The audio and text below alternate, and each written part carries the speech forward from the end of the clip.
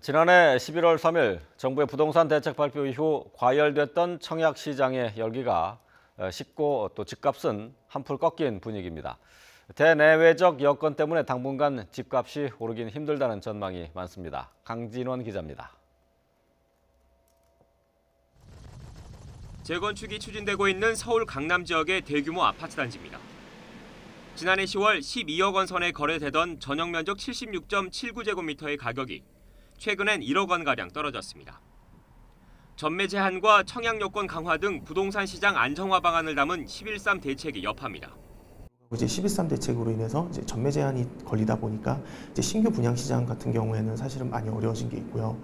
하지만 규제에서 비켜갔던 지역의 분위기는 조금 다릅니다. 특히 부산은 투자 자금이 몰려 일부 인기 지역을 중심으로 수십 대 1의 청약 경쟁률을 보이며 완판 행진을 이어가고 있습니다. 전매 제한 지역 등을 탄력적으로 조정하기 위해 주택법 개정을 추진하는 정부가 추가 대책을 내놓을 수도 있다는 전망이 나오는 이유입니다. 유력 대선 주자들 역시 1,300조 원을 넘어선 가계부채 때문에 부동산 시장 활성화보다는 안정화에 주목하고 있습니다. 현 정부의 부동산 정책은 거래 활성화보다는 안정책에 더 가깝다고 볼 수가 있을 것 같고요. 대선 유력 주자들 역시 지금 정부의 정책과는 크게 다를 바는 없는 것으로 보이고요. 한꺼번에 쏟아지는 아파트 입주 물량도 집값 상승 가능성을 낮추고 있습니다.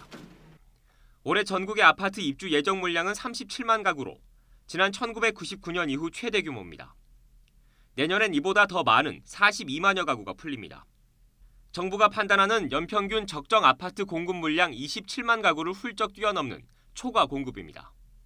여기에다 대출 조건 강화와 미국 기준금리 인상에 따른 시중금리 인상, 그리고 경기 침체 등도 부동산 시장 위축 요인입니다. 전문가들은 이 때문에 실수요자들은 시장 상황을 당분간 지켜본 뒤 강화된 대출 조건 등을 충분히 고려해 저가 매수 기회를 노려야 한다고 조언합니다. YTN 강진원입니다.